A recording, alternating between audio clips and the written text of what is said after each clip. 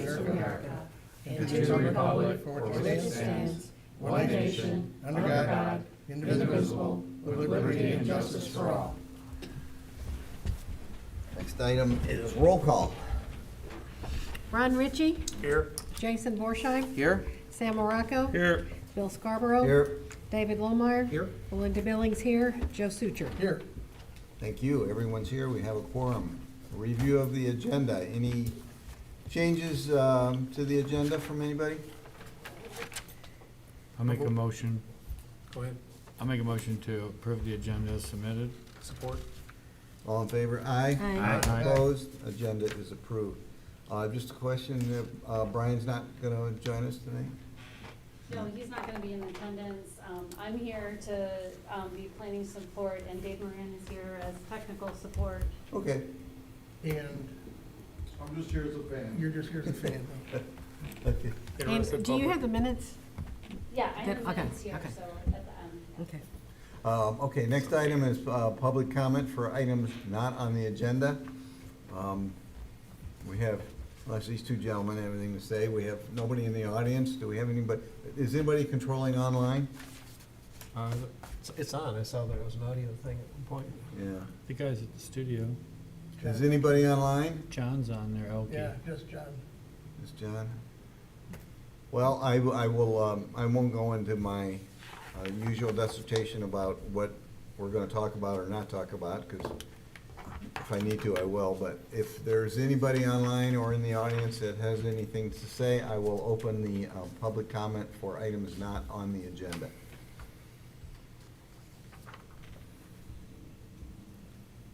It appears there are none, so I will close the public comment for items not on the agenda. Next item is a public hearing. This is PC file 2025-004. I'm echoing. Mute yourself, Becky. That's me. Oh, you just joined the meeting. Yeah, she's gotta just mute. You got that? Muted now? Is it- Silver Dome. Okay. Okay. Zoning ordinance text amendment revisions to section 2.02 definitions and section 6.05 and 6.07 of the zoning ordinance for the purposes of procedural changes for tree protection in the site plan review process. Megan, technically this is a public comment. There is no one here, but people may watch this, so for the benefit of all those, would you please summarize what you have provided? So before you tonight is a zoning text amendment to add definitions, add some things to conceptual and final site plan review. And this is in order to augment the tree protection measures that you have on the books and to have some better definitions. So in definitions, what's added is a protected tree, and that is a tree in a healthy live condition that's not an invasive tree, and it's at least 15 feet tall and has a single stem trunk of 8 inches or more in diameter at breast height. And diameter at breast height is used throughout this. That's the standard measure for the maturity of a tree. And then it has a definition underneath that for forested canopy, and that's a property that where there's at least 3 contiguous acres with the existence of canopy coverage over more than half the area. And in calculating that, the boundaries of the properties aren't considered. The determination is of whether the area is a forested canopy is based on the calculation of the total area, including any portion of the continuous tree canopy on adjacent properties. Wooded canopy is 1/4 acre or more of the contiguously wooded area, with the largest trees at least 6 inches in diameter at that DBH. And that acreage is computed from the drip line to the drip line of the trees, and it's the majority of 1/4 acre being the vegetation of the drip line. Diameter of breast height is defined, so just imagine 4.5 feet high, which for probably somebody of my height, I reach out, I wrap a measuring tape around the tree, and I see how big it is. And then, as you know, a tree gets a little wider every year. So it's a very good way to measure the maturity of trees. An invasive tree is just listed as a tree species listed on the Michigan prohibited species list maintained by the state of Michigan. That's updated every year. It's not as robust as some other things that some other townships do, but I think this was what the planning commission, when we talked about it, was the definition that worked best. And also landmark tree. Before we had and many other communities have a whole list of different trees at different types, at different widths, and this it's any tree protected which is 18 inches or diameter and greater. So those are the definitions, and they kind of set the playing field. The other things that are proposed is at conceptual site plan review. And remember, you have conceptual and then final site plan review, so you have a two-stage process. So when the planning commission first sees a site plan, the applicant would need to provide a tree inventory that's prepared by a forester, an arborist, or a landscape architect with certain information. I'll highlight those, but I just want to say that the planning commission could waive any of these where they feel that the topographic survey or other information provided by the applicant demonstrates the nature of the site, and that providing these things wouldn't serve any purpose. But in that list, it's the location, size, health, and common botanical names of all single trees having a diameter of 8 inches or greater, and that protected and landmark trees must be identified by using different graphic symbols on the drawing identifying those tree locations on the site. So imagine the site plan. You're gonna have, maybe a clear circle for a landmark tree, and then a circle with some X's through it, or maybe it's got polka dots on it for the protected tree. The location of the trees having a diameter breast height of 8 inches or greater, so that protected tree, cut off. The locations of the ones that are to be preserved and those that are to be removed.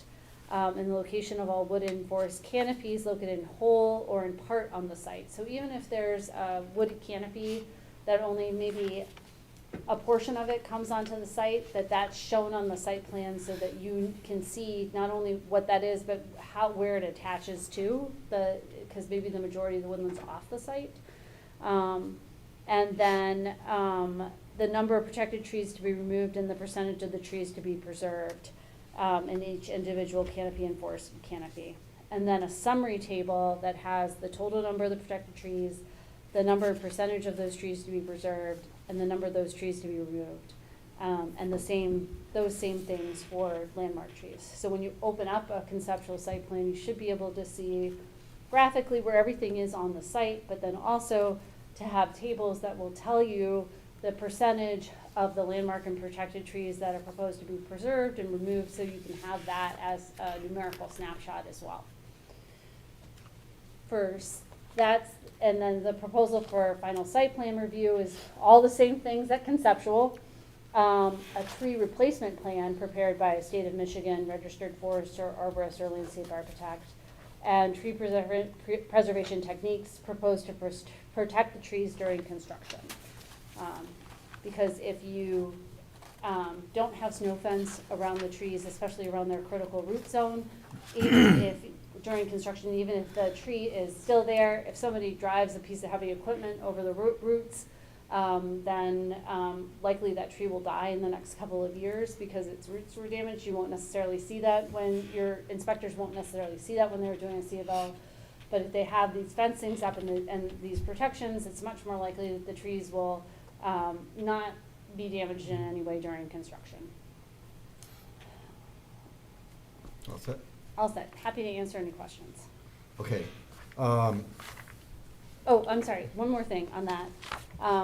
Finally, on standards for granting approval, so at every single site plan, it's just added into a standard that site designing and specific improvements will accomplish to the reasonable extent feasible the preservation, protecting of, there's a bunch of natural features there, and we've added protected trees, landmark trees, wooded canopies, and forested canopies. So then at site plan review, when you're looking at that and you feel that too many trees are being proposed to be removed, or there's some other design options, you have that language there to back you up and to use that as a standard for review. Okay, thank you. Thank you. I have comments, big surprise. Not a lot, but the first thing, I'll get to those eventually. First thing, so it's in the record, I did email Megan with some very minor typos. I think there are only 3, and they really don't change the meaning so I don't think it's necessary to take our time talking about that here. Just be aware of that. And then I wanted to have Megan explain the process better, because there is the second item G on the agenda, and we are treating these separately. And if we decide to move forward with G, I assume that will also lead to a public hearing and or amendment to the ordinance in a public hearing. And I prefer if we go that far, which I'm hopeful we will, I prefer going to the board with the complete package. It seems like it would be awkward to go to the board with this first step, the procedural changes, and then come a month later and say, okay, thanks for proving that, here's the tree preservation part. So I'm curious what everybody else thinks about that, and let's talk about that. I mean, do we see a problem? Do you people share that concern? Do you think it should be all in one? I would prefer, if I may, that it goes, as we get it done, we send it up, because I think it's 2 separate things. This right here, to me, it does several things. We already have it where like with Monarch, they gave us the tree inventory and did all of that. So with this language, depending on what their project was, they wouldn't have had to identify every tree and do all that, because it would have been grouped in. So that is a savings to the developer on a lot of work that wouldn't need to be done, because now we've identified that a cluster of trees can be a standalone feature without it being individually inventoried, depending on the impact, you know. Now, if you're getting into that trees or whatever, that's different. But if you weren't, they wouldn't have had to get so far into depth with that. So I think this procedural thing is, it's just no matter, because if the board doesn't want to do a tree inventory, this doesn't have anything to do with the second phase. This has to do with procedurally giving us the advantage to see what's on the property at the conceptual opposed to the final. So regardless of whether or not we can implement penalties and all that through the board, this at least gives us that upfront look at it where we don't have now. So, you know, that's how I look at it differently. Like, if this goes in a month before another big development comes through, or 2 months before, that could be a big difference for us on what the presentation, the conceptual plans are coming to us, you know what I mean? So I don't wanna, this has always been time sensitive to me, because we've been working a long time to get to this point, you know? So I don't see the benefit of waiting, because I think this is a procedural thing to benefit the planning commission, and the other one is an ordinance amendment to benefit the preservation efforts of the township. I look at them as 2 different things, I guess, would be my opinion. Especially if it goes as one and it gets voted down because of the second part.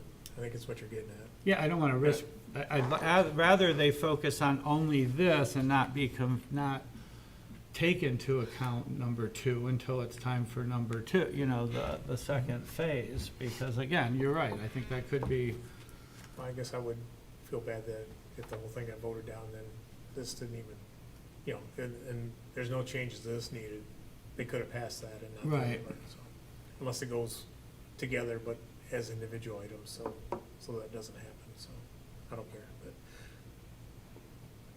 I only had one other comment on that, on the first part anyway, was there wasn't much wording about if the Can I ask you to hold off? Sure, Let's just go ahead. hear what other people's thoughts are on the procedure.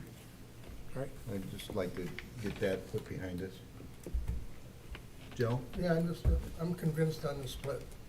Are you? Yep. I would agree with that. I can see the urgency.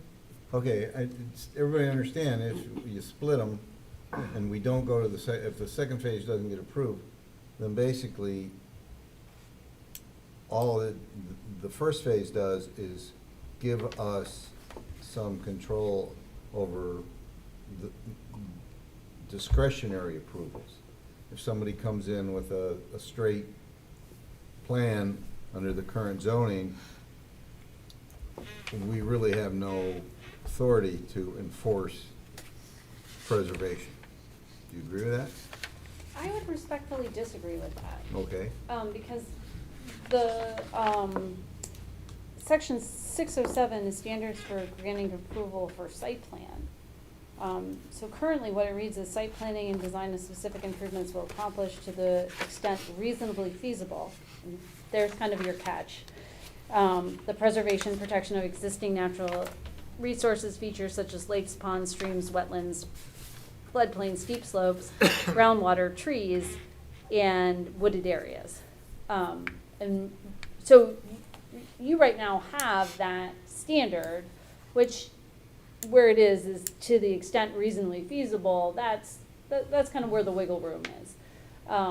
And then we just added in protected trees, landmark trees, wood canopies, and forest canopies that become a lot more specific about what you're looking to protect. And then you can, if you have the ratios of them, you can say, well, if you're looking to remove 50% of the trees, then I don't think that that's reasonable. And then you could, it gives you a negotiating point from there. So the second phase, you would argue it just adds more teeth to that? The second phase adds more teeth and then adds requirements for replacement. Okay. Okay, I guess we got a consensus of opinion on that. Ron, you want to carry on where you I cut guess, you off? in the first part, yeah, I guess I didn't read or I didn't go and try to look in the rest of the ordinance, but how do we know what landscape plan they're gonna put as is, isn't after they've already gone in and made some adjustments? That's kind of talked about in the regulations, I think, but to me, we should have something in there that, this plan that you're doing is kind of like as is, but it's not as is after I went in and cleared out a bunch of stuff. So are you saying somebody clears the land and then comes and Yeah, submits? it brings us the Yeah. landscape plan, shows it all, there's no trees, so I'm okay. That's where the second phase, I think, comes in Right. to protect But I'm us, just saying, right? but there could be something in here to word that, hey, we don't want you to go clear the land first, and then give the plan. I don't know. Can you do that in procedural type? With the way that this is structured, I think that would be difficult in terms of, I think the best that you can do is when you're requiring the tree inventory, to state that tree inventory would be, you could choose to look at that based on aerial photographs and see if there's been significant changes in the past couple of years. But really what it is, it's just like a survey. So, I mean, that's kind of the same scenario as if, let's say somebody bought a piece of property, got a grading, moved some dirt, and then did a survey and then brought it to you for site plan. Is- That would be the analogy. Well, I guess what I'm worried about is that we're saying that wherever they're gonna build their property, say they're gonna build their home on it, just to say it's a homeowner, not a development or whatever. But they wanna put their home right where all the trees are, as opposed to, so it's like already cleared out where my home's gonna be. Sure. But this doesn't regulate That's what I brought up single-family Well, properties. it still could be a site plan, I guess. I was just trying to keep it simple, not is- be some major Well, yeah. development. I know, but I want to make sure everyone's on the same page, that this It's is just not, for the site plan. a residential property doesn't require a site plan. One family or two family home, I believe. So let's say that it's Put the building up there. yeah. But I'm just saying, it talks about you know, you're not gonna do it, but in the regulations, it does talk about, you know, try to put it where, you know, to save the most trees and that type of stuff for location in it. I guess what I'm getting at is, like, to me, if somebody's just reading this and they're going to do their thing, it's like, well, I'll go clear it. It's like, well, they haven't got to the regulation part. Is Yeah. there- We were talking Well, about I get last it, time. that makes sense. Is there a way to, somewhere else in the ordinance, put a statement that prohibits the clear cutting of a piece of land in excess of certain acres, clear cutting a piece of land for which the planning commission will be hit with a request in the next 3 to 5 years? I don't know. Well, I think that's what this is. That's what we're talking about. But it doesn't prohibit the clear cutting. Well, the intent was never to, so, all right, so, in my opinion, I'm gonna give you my opinion. So, the way I differentiate this and I explain it to people is parcels for profit and parcels for pleasure. So this only you're not gonna come to the township and look at this ordinance unless you're doing a project for profit, because that's the only projects that require site plan approval. Subdivisions, commercial developments, you don't need a site plan approval for a home development, you just need a plot plan, which is different, okay? That's you, as long as you meet the setbacks, nobody else looks at it but Dave, basically. It's not a site plan like a commercial site plan, or a neighborhood site plan, or a PUD site plan, or any kind of, so that's why I separate it. So that's for profit is what this talks to mostly. Where this, you don't, none of this applies to somebody that buys a 10-acre parcel and is gonna put their house on it. They don't need a site plan. That would be true. So it doesn't apply to those types of things. That was the whole point, because that's what we would probably never get through the board. Right. We're not trying to hamstring private property owners. That's something I think that is a whole different discussion that I would prefer we don't get into this with. That's, to me, crossing into a whole nother galaxy. Well, But, you know, I'm just telling you the risk of it. If you try to tag residential properties to this, it's gonna take a lot of pavement pounding to get this to go through. That was my bad. I wasn't trying to No, do no. residential. I was just trying to.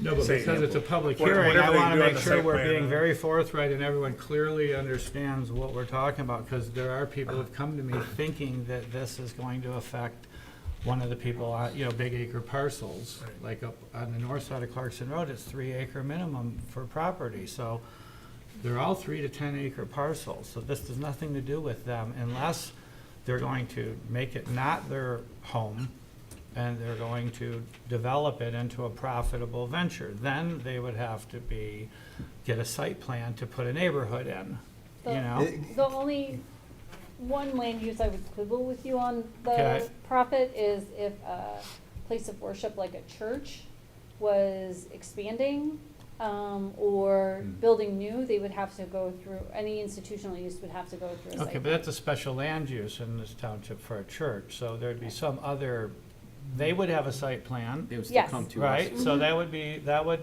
kind of clean up that loose That would end, be- right? The schools might be different, because I don't know that You they, don't have jurisdiction right, so over they're not even in the discussion. So let me ask my question again, let me rephrase it. Is there a way elsewhere in the ordinance to prohibit the clear cutting of a parcel of land in anticipation of a commercial, office, industrial, or multi-unit residential community? The best tactic that we as a firm have found for that is in the set of amendments that's later on your agenda. We're looking at, when it comes at site plan, looking at the aerial photos to see if it's been clear cut before. And then that, within a certain time period, and then there's a penalty for that. It's like that 5-year So- look back you were talking about before, other Why- places. Yes. of- The aerial photos would be something that came from the township already? So I had a discussion with Mr. Ottman today about that. Yeah. Because he was looking at, what was available through Oakland County and how often that they flew it. Right. Our firm subscribes to a service called Near Map, Yep. where there's updated imagery once every about 6 months. And then we can go back and see it over time. So between that and the Oakland County, yeah, I think that you would have enough evidence to get there. Specifically with Ann Arbor Township, we've used that as a data source for enforcement on, both, wetlands and on wetland removal and woodland removal. In terms of, I'll also share with you what I shared with Mr. Ottman, in terms of, there's a pretty well-known Michigan Supreme Court case that really affected woodlands regulations in the state of Michigan. And that centered around a large parcel where they had removed trees before, and I believe it was Canton, they had an individual, you need to get a tree permit for every one, and then you had to, then there was, they had a tree permit and then a replacement for individual property owners, and it was across the board. It wasn't just for site plan, but then when they did the look back, and it was really, when they did the look back, it was the amount of trees that they said were there, and then also the price tag that was associated with it. So, not the language that's before you here, but all the language that's in the next Okay. set of amendments. So where I'm going with this is, why would it be difficult to just have an aerial photo of 12 months ago as part of the preliminary, if it's readily available and it doesn't cost anything? And like, why don't they just submit that with their tree survey right up front? Then we don't have to, then we see it up front. I mean, guess is you could require that as part of the site plan Would review that- package. that's not a burden, right? If they don't subscribe to something like Nearmap, and they're just using Oakland County photos, or they're using Google, I guess, I mean, in theory, you could do that. In practice, I haven't seen any other community use that as part of what they require for site plan. Well, and if you required that, and they came and showed an aerial photograph that there was a lot of trees there, and now there's none, you have nothing that says you couldn't do that. So what are you gonna do about it? Am I right? Right Then- now, we don't. Right. Then what that portion of that language says is that you, planning commission, could impose requirements to restore those trees. as Wait, part wait, of wait, site plan. wait. That portion of the ordinance says you can do that. Right, so, number one, I think we're off topic. Yeah, that's the next agenda. We're item. really Yeah. talking more about the next set No, of and, agendas. well, but- and, no, I'm I don't not mean off to be, topic. though. Yeah. That's, I'm talking about this stage. And if this is only as far as we ever get, that's what I'm focused on. So if this is as far as you ever get, and the question is, with this set of zoning amendments, is there any provisions here to prevent clear cutting? The answer is no. What this does is it defines what the area, type of trees and woodlands that you wanna protect, requires them to be a conceptual site plan, and final site plan requires a protection plan to be filed, and defines these as natural features that are protected need to be protected to the greatest extent possible under site plan review. It's just the first step. There's no reason to believe we're not gonna get the second phase through. It's a pretty mild, that's mild in its own manner. Well, Our next agenda item. can I, let's just say hypothetically, we get this approved, we try for the second phase, we can't get that approved. Can we have is it feasible to have a fallback provision that goes back to what I asked you a few minutes ago? Could we make another amendment to the ordinance prohibiting clear cutting under certain circumstances?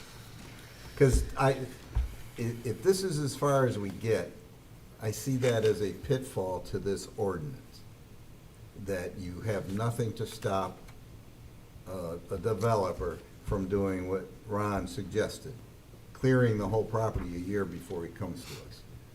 That's a pitfall. So if I have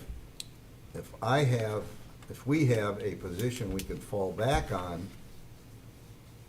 if we run into some roadblocks, I'm okay with that. And I recognize that if we fall back to that fallback position and that doesn't get approved, well, then at least we tried. Okay. There is no fallback. It's the whole next thing we're talking about, which we don't want to talk about now, but the only next thing we're talking about is exactly that we don't want property clear cut without us having a site plan. I don't see where this pushback's coming from. Someone's gonna have to make a heck of an argument to think that's a bad idea. A heck of an argument, with a lot of pressure, hopefully, from the residents who've been pushing for this, which the election was mandated on, which all the elected officials, a lot of stuff was shook up over this. This isn't a controversial issue to the residents, so I'd rather not keep talking about it not going through, because I don't see why it wouldn't, but this gives so we have the pre-construction meeting that we have, and all that. This is the tools that we need to get up in front of the project and see what is all involved and what's relevant, what's part of the greenways plan, what's part of the animal movements, what's part of everything when we start designing site plans before they start spending a lot of money. That's the whole reason why bringing this to conceptual from final gives the township as much information as we can have going into the project. That, to me, that's, even if we weren't doing anything else on the next agenda item, this just makes sense. This is not some uncommon thing to make people, give us all the information when you come in and say, this is how I want to change your community. So, to me, I think that's a good thing. I'm working on a project in West Bloomfield right now where we're mandated under replanting and revegetation under a tree canopy that's 30 years old. And that's what they go off of. They don't redo it. Whatever it was like in, 1995, that's what you're held to, today's standard, whether it's there or not. And the homeowner I'm working with, putting $50,000 worth of trees in to make up for the ones he cut out without permission from an old canopy picture. So, there's a lot of stringent communities that we're nowhere near that type of restriction or taking away land rights or any of that to that level. But I think this is what it does, is it gives us the tools to get all the information provided by the person who's coming here to profit and do a project, have them provide as much information to us as possible. And they've been able to get away with minimum investment in the beginning, and I think it's proper to move this forward. So they'll have to do this work for us, and then we'll have better tools to work with. I agree that this is an improvement over what we currently have. But it's my nature to try and understand shortcomings of anything we do and how to address those down the road. And that's all I'm trying to do, Sam. That's fine. Whatever you want to do with this. Anybody else? Belinda? Yes, Megan, under definitions, Yes. 2.02, says a protected tree is 8 inches DBH, and then it talks about canopy forested and canopy wooded. Canopy wooded says 6 inches DBH, but it doesn't say what size canopy forested is. Because I could imagine you could have 3 acres of little tiny trees. I mean, is it supposed to have a size in there?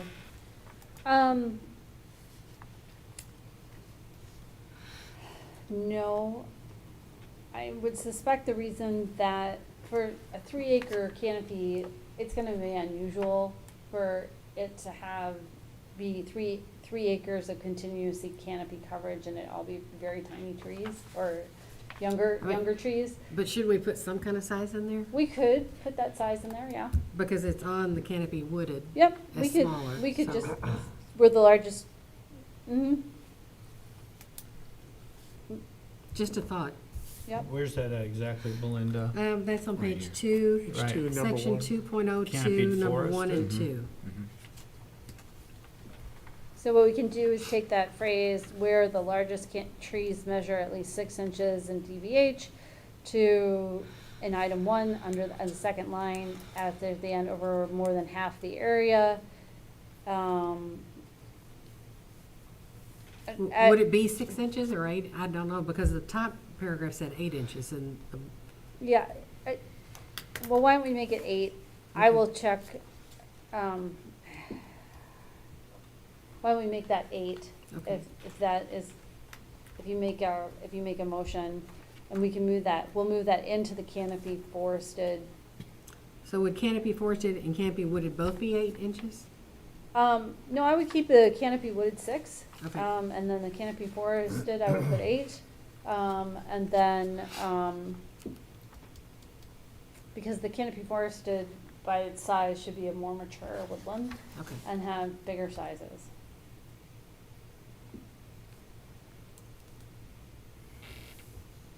Anybody else?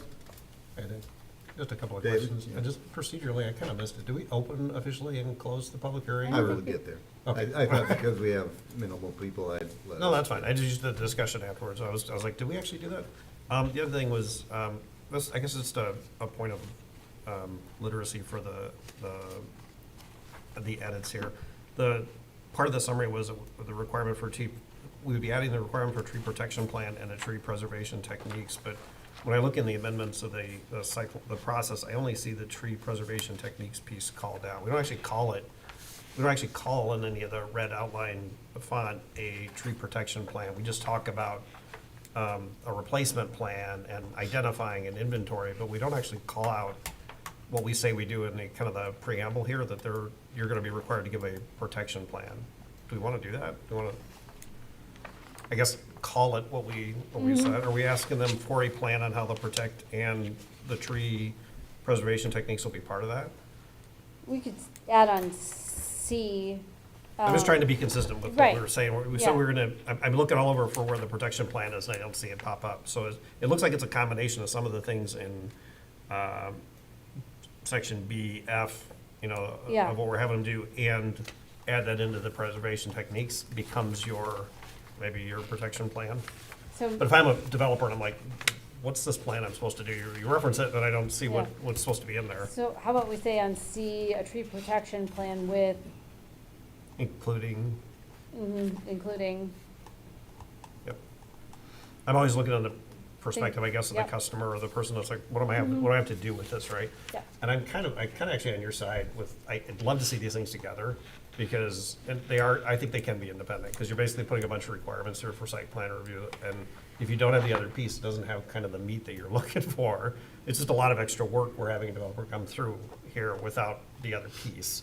So logically, I think they should be together, but it doesn't seem like you have to. You're just taking the risk that you might be asking people to do tree inventories and all this extra work, and there may not be the detail that you want in 1109, farther in. So if I was in the audience here as a developer, I'd be like, I'd kind of like you guys to have all of it together at once, because then I know what I'm working with. But I don't see a damage. It's just extra work we're going to be asking if we move forward with this piece and then follow up with the other. That's it. Anybody else? Yes. Joe? Page 3. I don't know that it has to be changed, but just so we have the understanding, on the second line in D, it says an identification of any wetlands board action. That's the planning commission, right? I mean, it's called the wetlands board. Yeah. Yeah, yes, okay, and that doesn't need to be in there, but we know what that means. yes, Okay. Then down in F, the last line, says, this can be waived, blah, blah, blah, provided by the applicant demonstrates that the nature of the site, I guess that's clear, would not applicable. would not be applicable. Or not be applicable, but I'm not really sure what that means. I mean, how to interpret that, if I was reading this and I was, and I'm Yeah. not a lumberjack, so I don't understand half of this stuff. Well, so tree inventory, maybe there's no trees on site, so a tree inventory wouldn't A be, big clear piece of property, not Right. applicable. it wouldn't be applicable, and it wouldn't serve any practical purpose, so that's. Right, okay, Yeah, yeah. that's a simple example. Okay, that's good, I wasn't just sure how to read that. Yeah. Where they cleared it 5 years ago. Yeah, yeah. We got that other thing taken care of before, the that other, yeah, okay, done.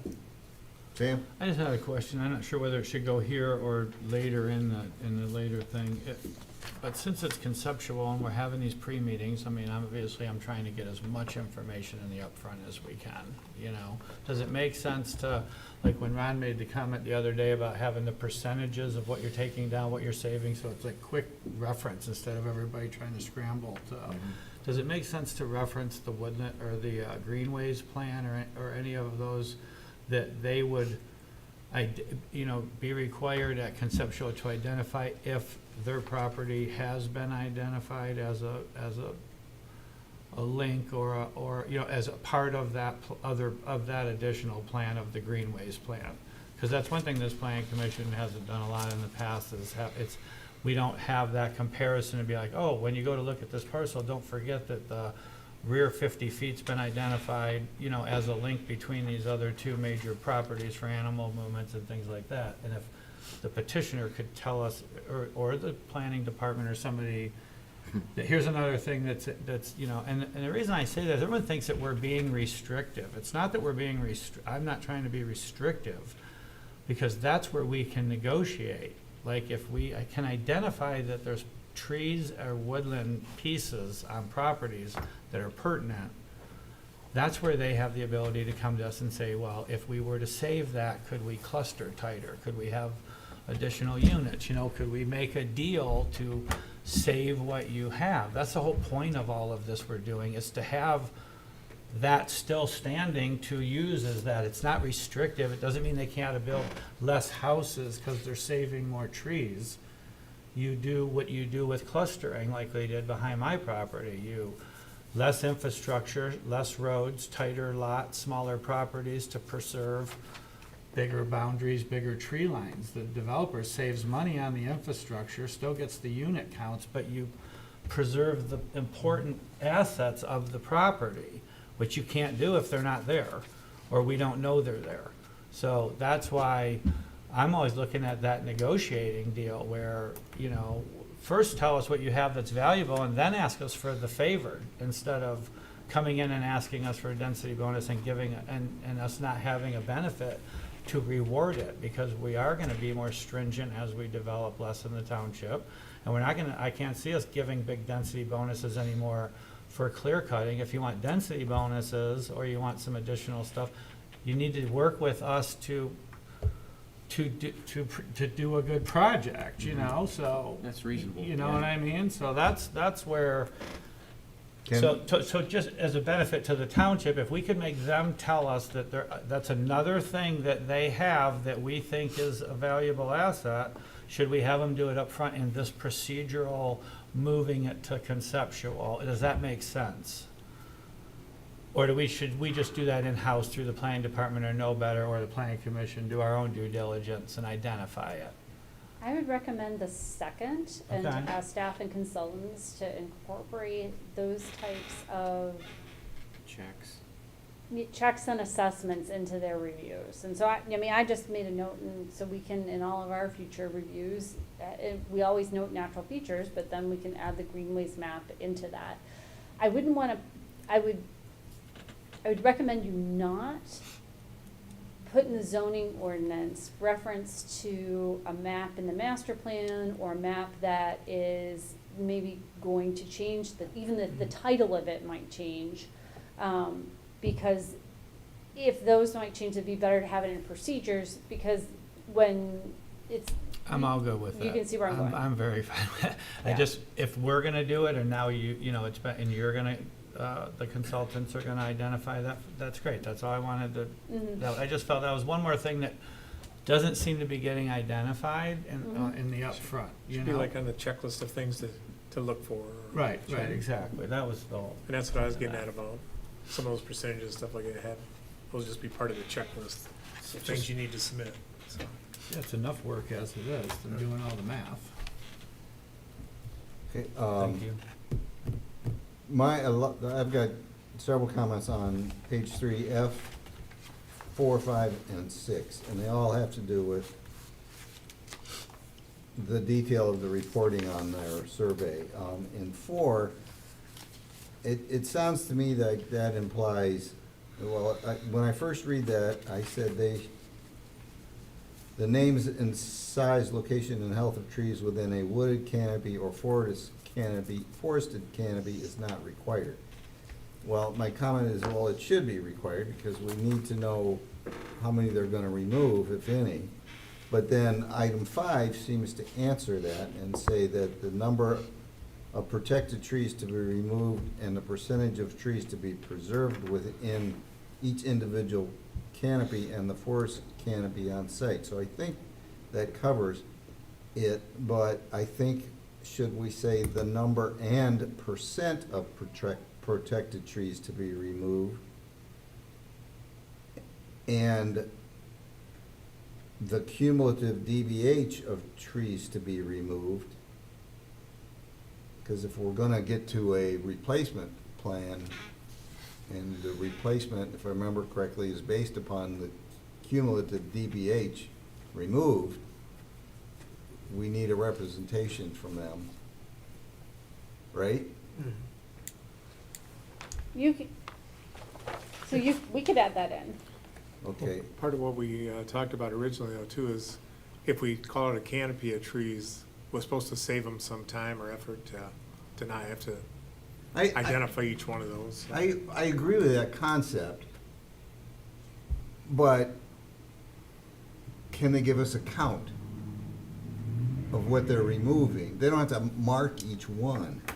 Well, That's what I'm suggesting, because, To me, I would say yes if they're gonna remove part of the canopy. But I mean, if you're identifying a canopy of trees and you're not touching those, I guess that was what, that's fine that with was me. supposed to help That's fine save with some of me. that. If you're touching the canopy, Yeah. then I guess, then you might have to identify stuff, so. But this does say the number of protected trees to be removed and the percent, so, So maybe it should say the number and cumulative DBH of protected trees to be removed and the percentage of trees to be removed within each individual woodland and canopy or forest canopy on the site. I would say number, percent, and DBH of trees removed within a canopy or wooded area.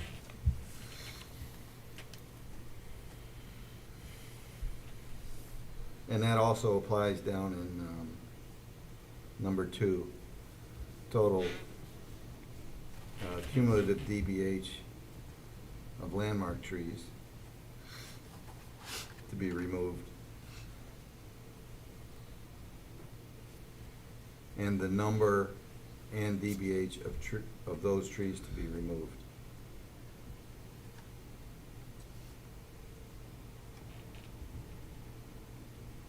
So on 6, items 1 and 2, to add cumulative DBH into both of those. Yeah. Only on what they're removing though, right? Not what they're protecting. If you're preparing for what's on the,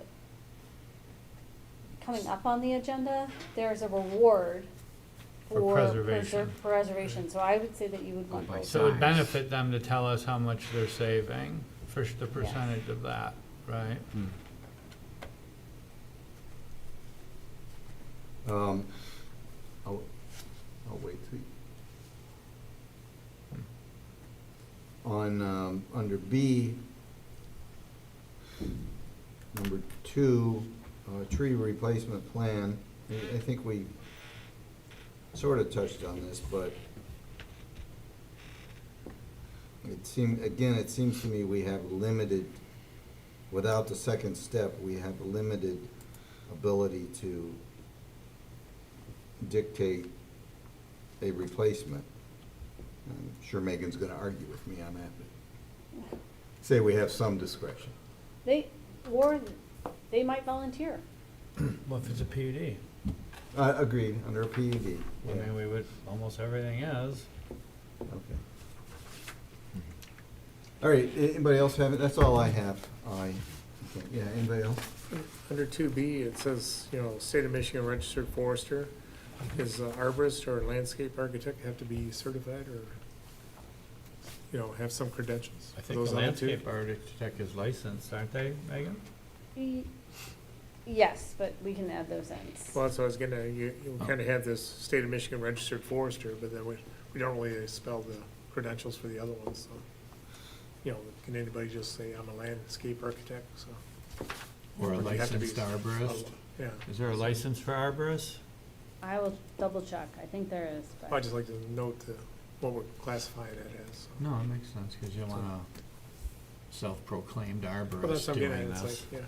I'm And there's a my lot own- of them around. I'm my own landscape architect, so. Anybody Oh, else? there you go, right. Okay, it's a public hearing, so officially at 6:51, I'll open the public hearing for PC file 2025-004. Anybody online or in the audience have a comment?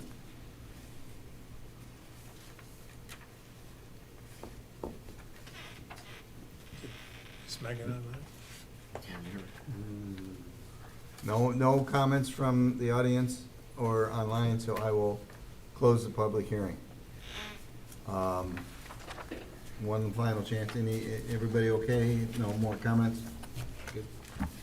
Do you think we need to see a revision, or, Give her the changes tonight. yeah? I wouldn't mind. Yeah, I kind of think, they're kind of numerous to itemize them, so.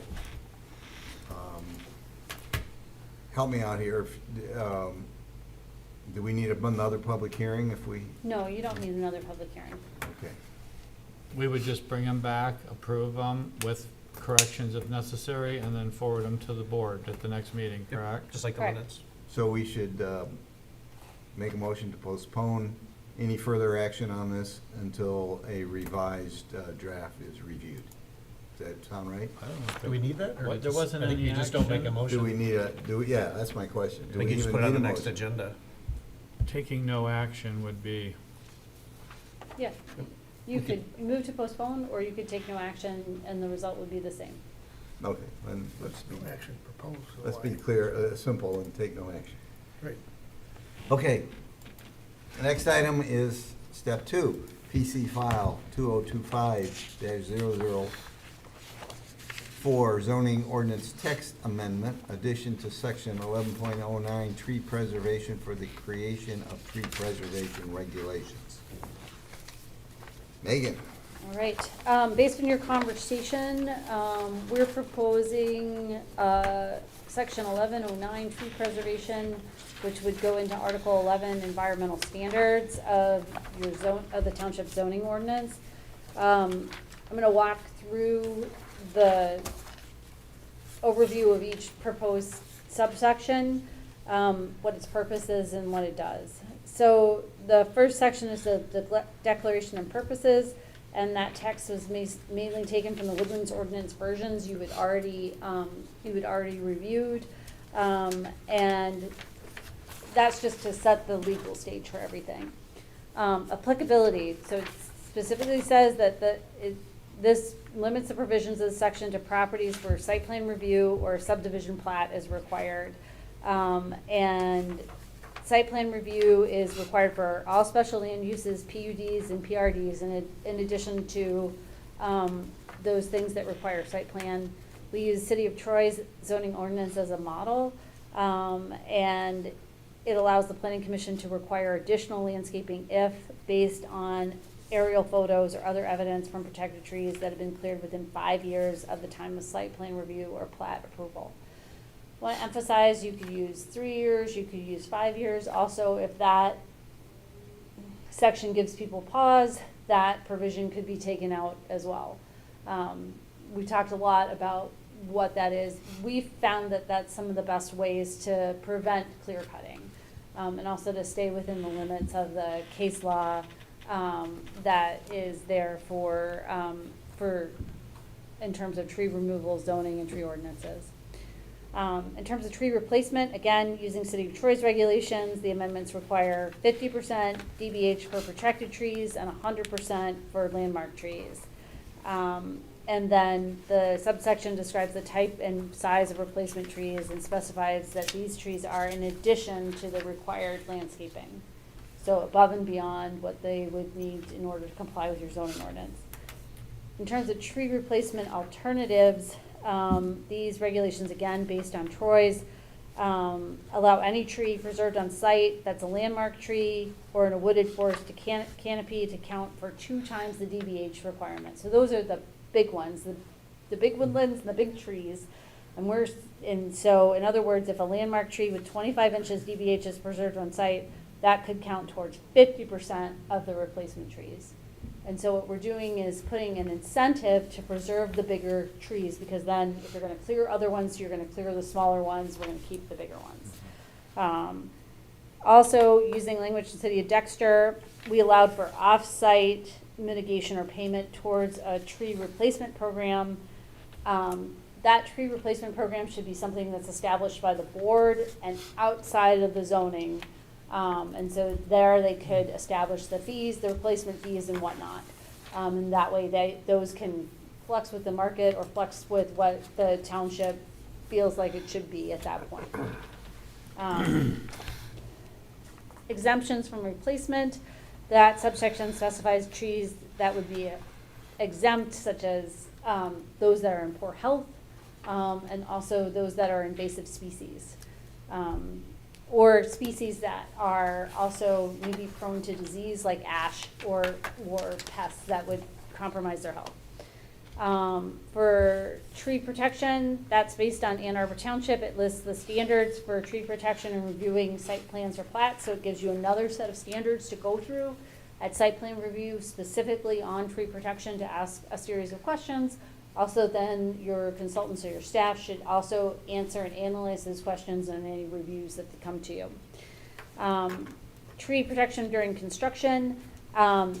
These specify how trees should be protected during construction. So we had allusions to that in the set that we just talked about. These give very specific things that need to happen. And also that if a tree that was proposed to be preserved is damaged during construction or dies due to construction activity within 3 years after issuance of the certificate of occupancy, that tree must be replaced. Appeals and variances is very simple. It goes to the ZBA because it's in the zoning ordinance. If you didn't want to go to the ZBA, these rules should not go in the zoning ordinance. For violations and penalties, again, based on Ann Arbor Township, allowed for violations to be cited for each day of the violation. In talking to Mr. Ottman today, he affirmed that that is also a provision in general for violations. Sometimes the township chooses to do it, sometimes they don't. This, again, based on Ann Arbor Township, also allows for the planning commission with concurrence, meaning the agreement of the township supervisor to direct the zoning administrator to stop work on a project when a violation has occurred. So if you approved a project and then they're constructing and you see trees coming down, you as the planning commission could direct Mr. Ottman to talk to the supervisor and to get a stop work order to happen. In reality, probably that might, if you needed to move fast and they were violating the site plan, Mr. Ottman could also issue a stop work order, or whoever sat in that seat. Yeah, because I don't think it comes before us after we approve it, it's done. Like what circumstance would we be monitoring the work officially as a commission? Mm-hmm. Right, so it was. This was just a provision I saw in that Ann Arbor Township. Yeah. They're a bit more rural than you, and so. Township, yeah. And don't have nearly the same amount of staff. So they probably have that in there for reasons that their planning commission also helps with enforcement. Okay, yeah. So while I'm at it, is there any technical or legal reason why we mention Ann Arbor, Dexter, Troy? Or is that just for helping us along? That was with it? helping you along. I wanted you to know where I had taken these from, and how they were used. I figured having you know what the sources were would be better. Cite your sources of plagiarism. Yeah. We Yeah. talked about that originally, like, can we find places that already have some of this in Right. place? Those Yeah, are just that in was, her notes. that was an ask She from doesn't have us. them in the ordinance. Mhm. Or somebody who grabbed the best practices, not the, Yeah, here's a that's really bad right. example, I'd use that. No, I would say that these are all best practices. I say Part of the she official just- She just thing. mentioned That's that in what I her was headed notes. to. It's not It's in not the part of the ordinance. official thing. Yeah, It's a no, reference it's in Makes more sense. presentation. not part of the official. Those are just. For our reference. Yeah. Right, So I'm happy to answer any questions, or if you had specific edits over items that you feel like should be removed, debated, et cetera. That works. Sam? Yeah, I got it. What to do? I just want to point out that I thought that this was a good, the points of all the benefits of the trees, I think is well done in your report, and that's the message we need to drive to everybody, you know, about the noise, the character of the community, you know, the paramount public importance of saving tree, you know, all that stuff, which we don't talk about enough, I don't think. So I appreciate you gave us lots of good talking points, you know, that are in here. Where's the first part of, I guess I gotta get to the ordinance part, here it is. 6-6.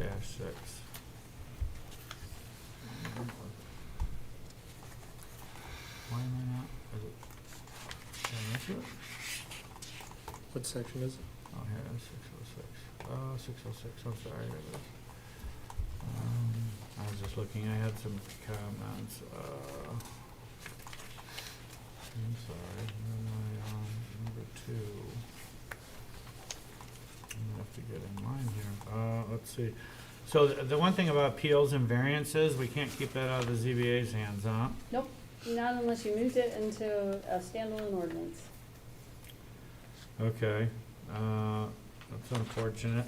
But as far as that work order thing, I mean, typically the building and planning director would just, you know, it's a violation of the ordinance, right? I mean, I think we should just leave whoever reports it doesn't matter. Dave's here, he could speak to it. It would be immediately, addressed by someone in their department, I would think, that.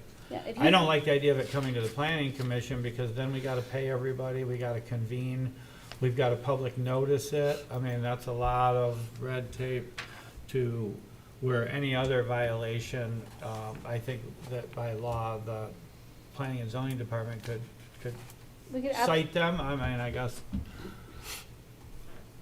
we could absolutely take that provision out. And to me, it should just be any, I don't know, it's like complaint or notification of violation, you know, it should be reported to the supervisor, and he can determine if he needs to stop action right then or not. So it's more streamlined. Mm-hmm. Yeah, well, you don't have to, like, say, have a special meeting or anything, 'cause Mm-hmm. it could just be, then reported at the next meeting. You were on page 6.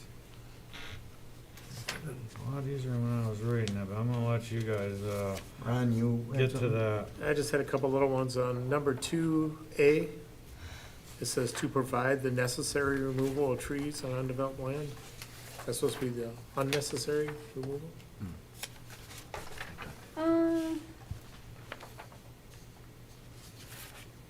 No, this does have exemptions from replacement, so it does allow, and this is on page 5, item E.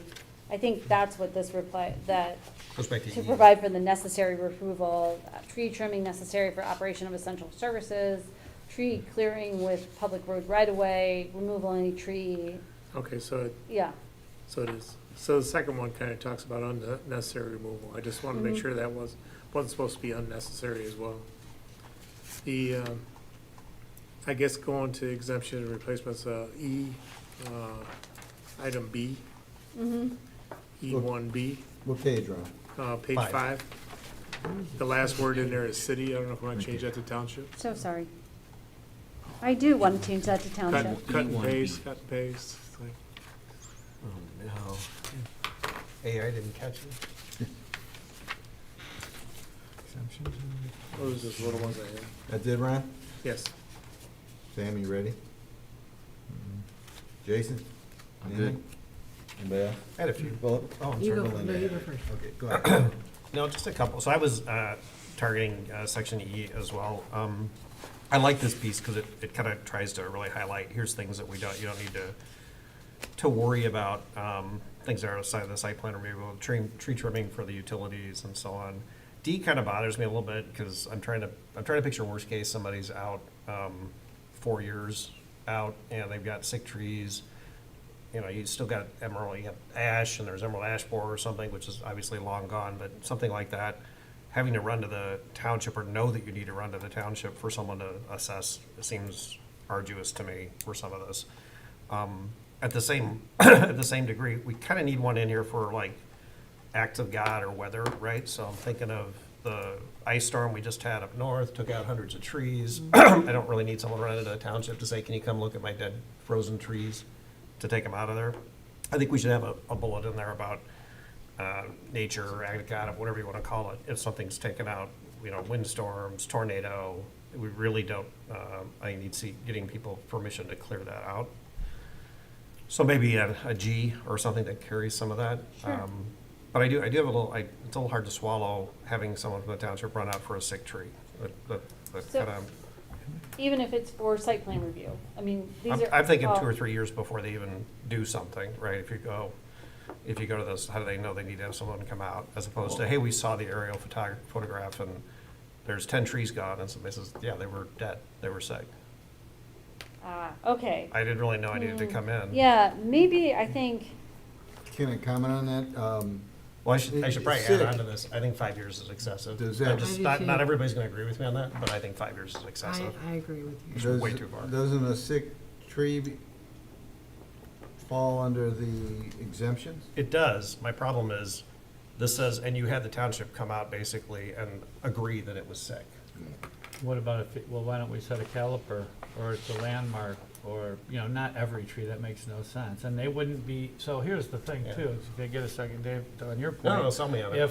If they're not developing it, and they're not coming in for conceptual, and they're not gonna do anything for 3 or 4 years, Right. they're not even gonna know about this They aren't. ordinance.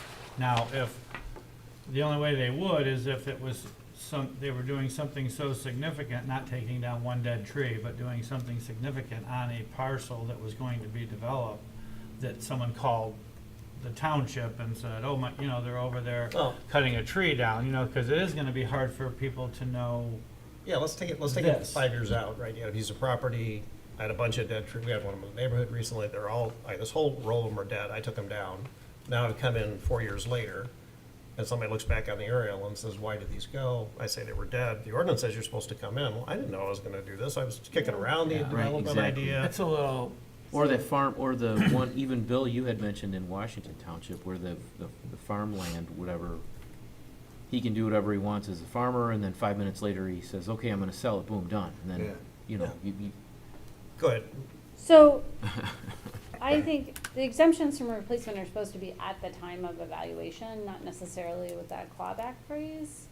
So But D is like since- right at that moment of site plan submission? So I would say the removal of any tree, tell me what you think of doing this. The removal of any tree which is demonstrated at the time of site plan review to have a health condition or standard factor of less than 50%. Oh, I'm fine with it then. Okay. I'm totally fine with D if that's a site, if that's, everything else here is not Yeah. bound by a time And paradigm here. And then I would go back to applicability, so in B2, maybe we put in a exemption here for the storms or acts of God, nature, things like that, You if that can. had happened during that period. You can, I don't like the 5 year, Okay. it's I too think we long. need to talk, Bill, we need to dial in the reach back, I think We would really be a do. good It's- thing, well- because that's a major item. And to me personally. Of Attention for people. This is, and I think others will have this, I mean, to me personally, I need to reasonably be sure that the look back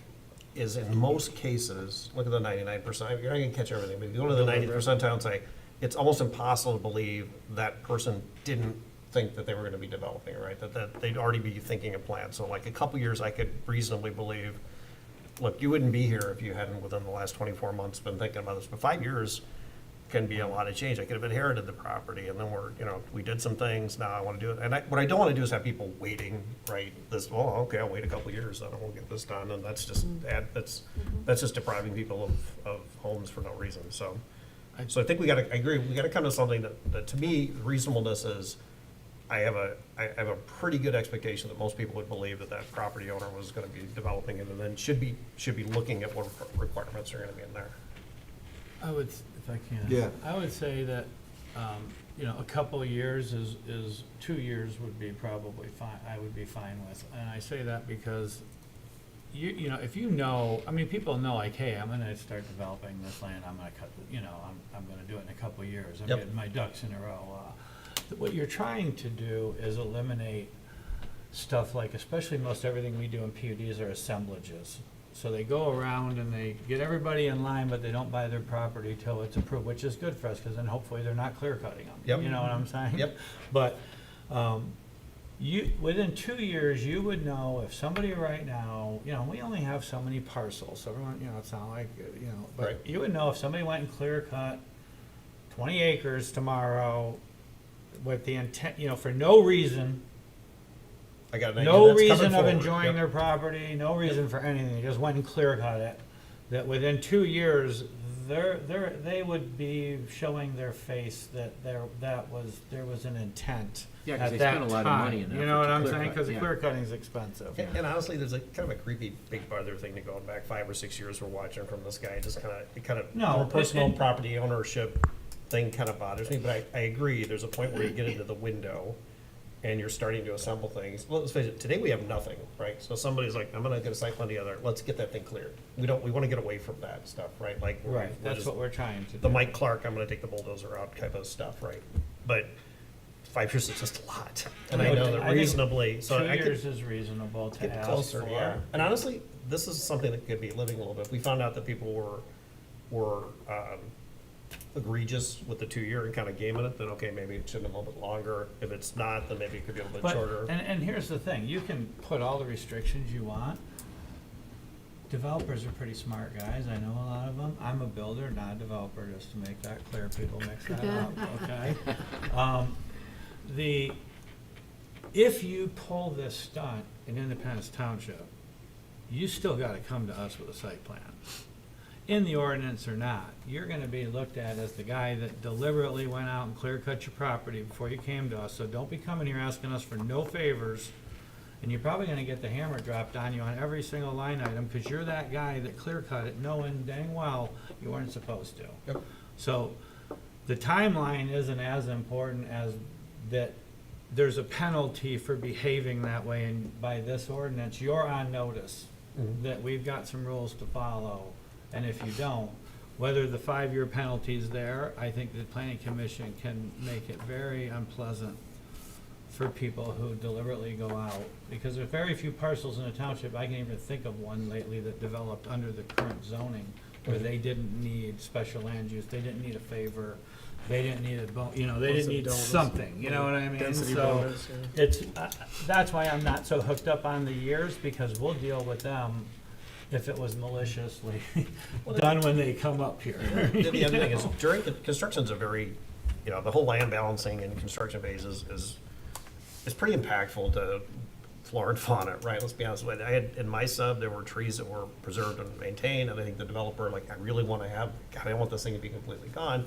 We lost a lot of them. Why? Because of bulldozers running over the roots, and Yeah. even ones they tried really hard to, and then they really did a good job preserving the ash. Crap, because those were gone like in 2 years.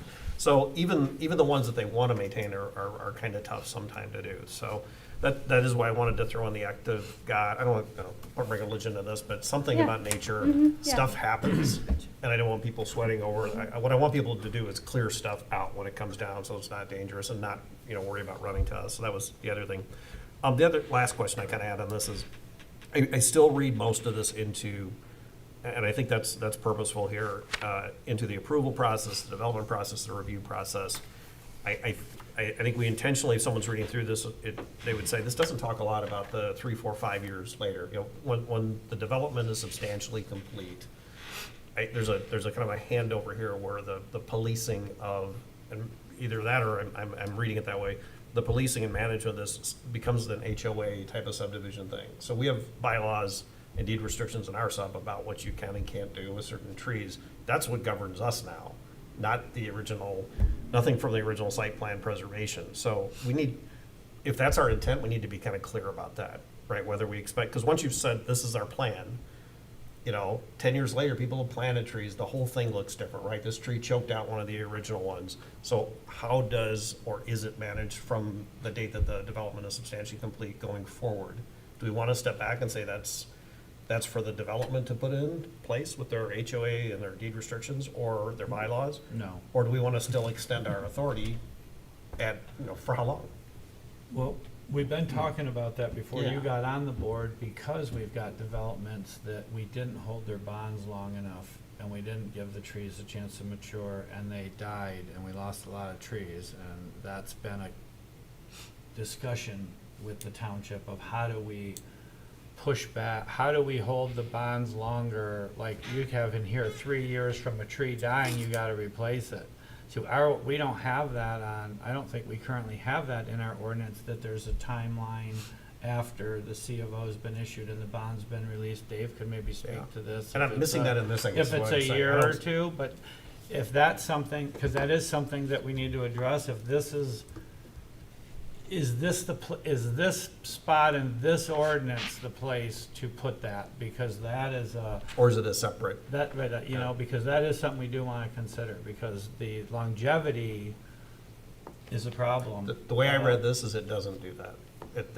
Its enforcement or its authority seems to add that the development approval and the execution and the construction, I don't see anything extending in this ordinance past that. I'm not buying or selling here, I'm just saying I don't see Maybe it, Dave so. could tell us what currently it is. Could you, Dave?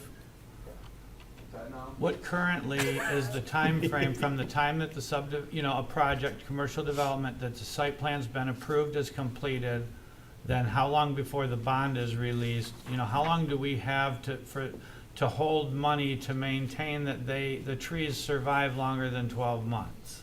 There's no timetable that's set, it's just completion of the project to the That's what I thought, yeah. approved plans.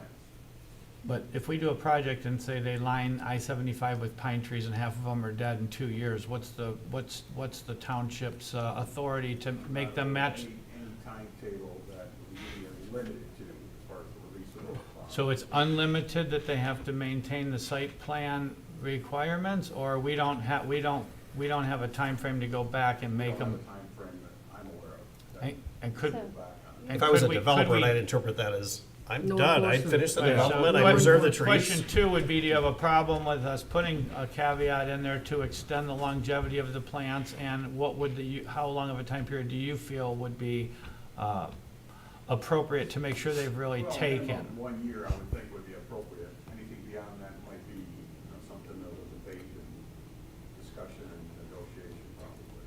So that begs the question of who exactly we're tying here, right? So let's say I have a small development, I finish it relatively quickly, right?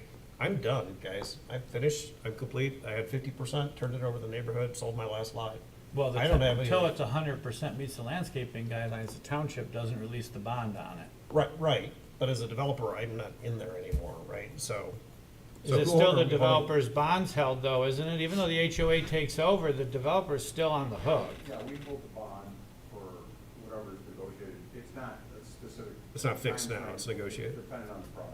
holding- So what about like road capping? That's part of it too, right? You'd hold the bond till so you could turn a subdivision over at 75% of the people or 51%, whatever it happens to Right, be. whatever Doesn't mean that, You don't get that final Developer lift got the- brought in, right, right? you know, Because like you're he's- obligated to it. Yeah, correct. That bond money would be held until full 100% completion. You're talking about the roads. yeah, but on the trees, could we have the bond, could we make it 2 years that they have to? It's whatever you guys choose to do. Again, I think after a year, there'd probably be some pushback on that.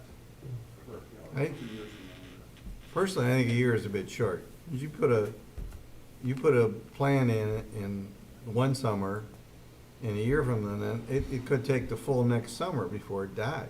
So 18 months. I mean, I've had a lot of pine trees live for Yeah. 2 or 3 years and then not make it, Yeah. but they were still kind of alive. So, Yeah. it's a question of enforcement. In terms of landscaping, what your ordinance says is that all landscaping required by the section needs to be planted before obtaining a certificate of occupancy or the appropriate financial guarantee. And then That's an escrow and the amount, the cost of landscaping to be released only after the landscaping is completed. And then it goes on down to say, landscaping required by the section shall be maintained in a reasonably healthy condition, free from refuse and debris. All unhealthy and dead materials shall be replaced within 1 year of damage or the next appropriate planting season, whichever comes first. All landscape areas should be provided with readily available and acceptable water supply. So, in the instance, any site plan is a contract with the township. Right. In terms of something like, you know, the car washes that have been in front of you lately, if it's an amendment to, what we can do is go back to the original site plan and say, hey, you were supposed to have 5 street trees, those aren't there anymore, you need to put them back in. We're kind of holding them because they've given us the opportunity through this new ask. Right, Yeah. when the policy door opens, you could also have your enforcement department spend a lot of time going around and citing people on not keeping up with their landscaping, things like that. But as Planning Commissioner Lohmeyer has rightly pointed out, there are things that happen over the years, such as pests with emerald ash borer is a prime example. Storms, you know, a tornado comes through and half of your trees down one street are gone, things like that, that change the landscape, that you don't necessarily want to put that on somebody. It evolves. Yeah. They build more stuff. And again, I don't want to take us in a ditch, guys. I just was trying to make sure I interpreted it right.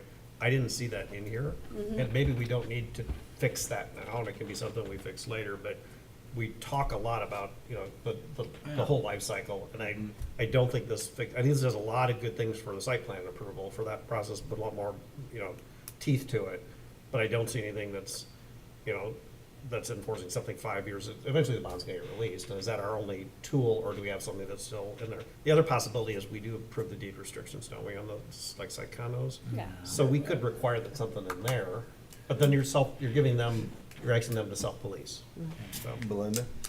I just remember asking Dick about this, because on one of the properties that we approved, I asked how long do they have to maintain the landscaping? He said in perpetuity.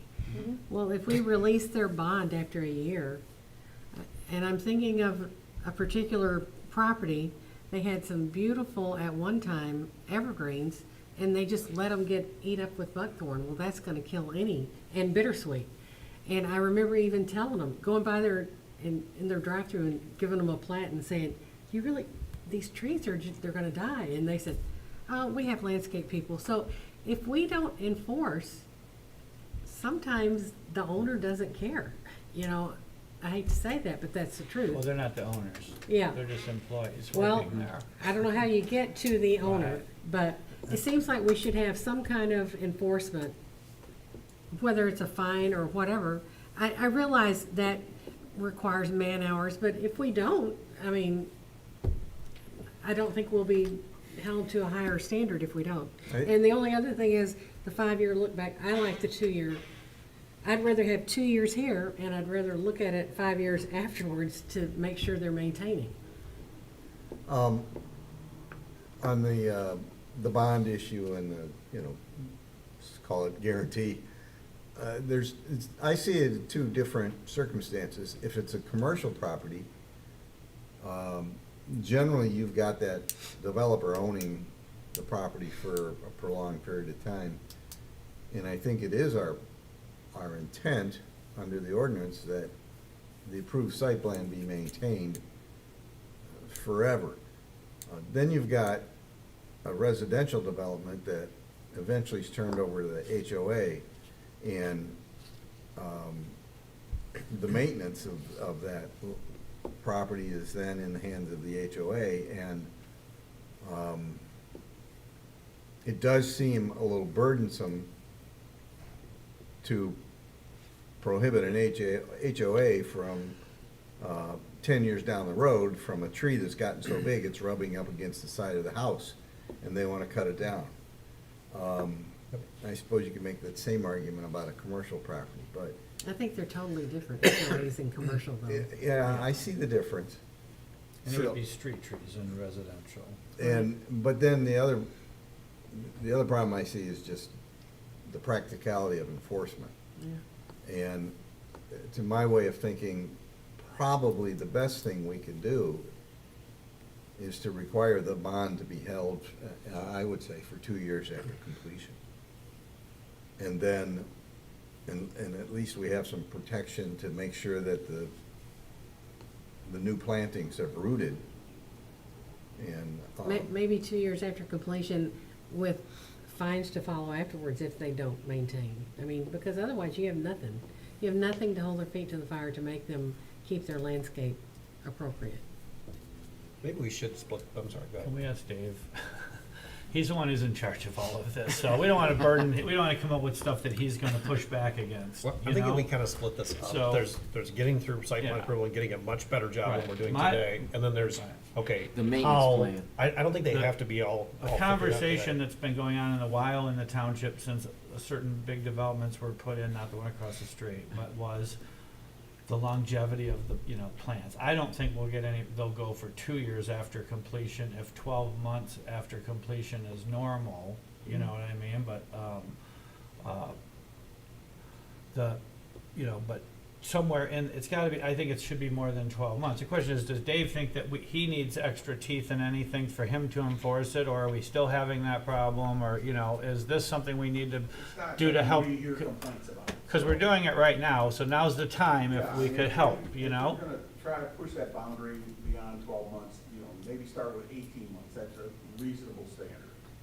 Okay, I If mean- you look at some of the language in the code that stipulates 18 months of warranty coverage, whether it's the building code or the residential code, the state enforces 18 months.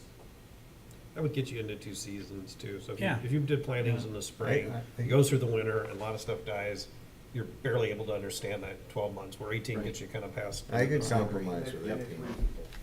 Everybody, you I want agree. to see a consensus? Glad you brought me on the planning commission, probably a little district. I want to say on the look back, I like the 5 years. I think 2 years is too short. I could compromise with 3. That's my thoughts. Arm wrestle. No, I think, I really have a problem with that long, but I'm Um, not the only guy. I have, Well, we need to have a consensus. Let's vote. well, on the length of the bond, The look back. the look back, let's do the length of the bond. What, 2 years? 18 months? 18 months. 18 months. Okay. Maintenance logic in there. The look back, I'll throw 3 years out because that's what 2. I like. I'm gonna say 2. I go to, Either, Would- two's fine. All right, 2, okay. All right, That would show intent, generally, I really like what you did here, You always gotta get Megan. somebody to skirt. Okay. I have one thing I want to discuss, and that is on page 5 and 6, under tree protection, particularly the top of page 6, item E. Maintain trees along the perimeters of the site to provide buffer. I want to talk about the priority of preservation. And I'm not convinced that, to me, this makes perimeter of sites a priority. I'm not convinced that should be a priority.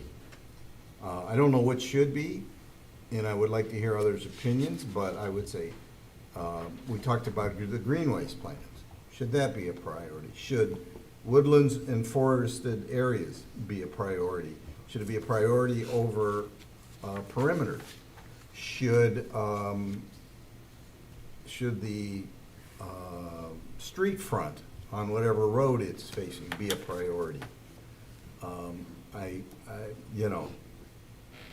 Is a 10 or 20-foot buffer along the perimeter of a property better than a forested area or a woodlands that is a continuation of a canopy and a habitat? That's, Do you feel that you're picking between them by the way this is written? I think this clearly puts the perimeter of the site as a priority. And I understand why people like that. In my mind, I'm not sure I agree with it, because in my mind, the perimeter buffers the adjoining property owners and perhaps the people who end up occupying the site. I'm not sure it benefits the community as a whole. Isn't it a better visual streetscape if it's along the perimeter? I would encourage you to drive down Clintonville Road and look at a fairly new development there. It's got a pretty good sized buffer around the perimeter. I don't even notice it when I drive down there. All You I mean see the is- evergreens. The buffer. All I see is, Pine Vista? yeah, the high-density development there. Yeah, but think what it would look like without those trees there. I can think of ways that site plan could have been developed where the buffers could have been better placed. I like it. Like, for example, along Clintonville Road, or perhaps developing the units in the clusters with woodlands interspersed throughout them. And according to the review documents, the site was heavily wooded before it was built, but I have no idea what was there, other than what that said. They demoed the building to put those there. That's all. So, Bill, I'm not clear where you're saying that's overrides all the stuff you just said. All of that's important. Number one talks about canopies, landmark trees. well, but number E. I mean, we wouldn't want to just delete E and say that's not important to perimeter Well- buffering. I wouldn't feel comfortable doing that, because we want to promote that along with everything you said. know? Is there a, does the perimeter have a priority over the greenways plan? Well, the perimeters and typically are where the greenways plans have, when we did the greenways plan, we identified the perimeters or the outer edges or the ends of properties. When we did the connectivity plan, you know, not right through the, we don't have it going through the middle of somebody's property because of that reason. It's a tree row, it's a utility line, it's a line, now, that, I'm not saying around all the way to the perimeter, but when you look at the greenways plan and you see a parcel, it's gonna be down one of the sides of the property line, or the rear of the property line, or it's But gonna be is- adjacent to an edge, but But as you said earlier, a developer will compile multiple properties together to put into a larger scale development. So how do you know where the property lines are going to, how do you know where the perimeter of a particular development Well- is gonna relate to your greenways plan? he's gonna know when he comes in for the conceptual plan that we need to make sure that the perimeter of the by then he would have come through conceptual. He would already know what the greenways plan is, and, you know, I think all this does is say, we're looking at, we think that buffering the properties is just one of many things you should consider, you know? I I would- don't look at it as, hey, I'm buffering the property next door, so I'm gonna cut the, you know, you should let me cut the trees down over here. That's why it's E instead of A, B, C, D. Or it's It's numbered. all the way It's down not to E. numbered. Yeah, in priority, it's just A, B, C, D. I don't know what I don't think it hurts, it doesn't hurt to be there.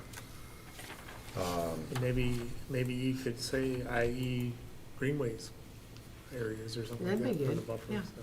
Or you could add, I mean, we could add locate into, Where does it, we could Page add 6 is greenways the tab. in. Is E, That would be good. So how about adding greenways into this list? I think that would be good. Well, it's an improvement.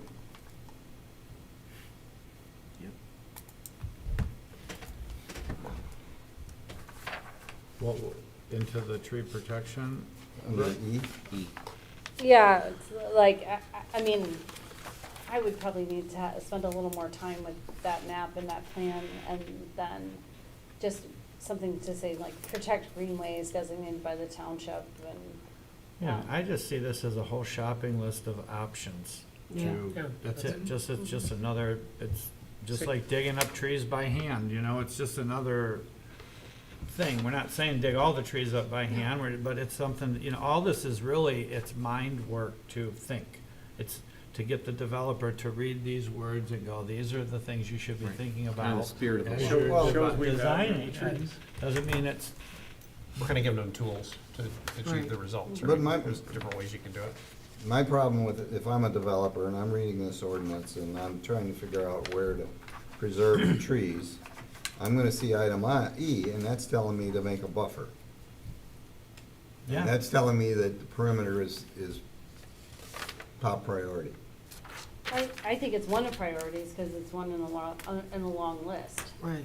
I Well, agree. I think especially if the trees are already there, we're saying, like, you know, if you got them on the buffer, don't Well- remove those too. if the I- development across the street had read this, we wouldn't be exposed to the highway.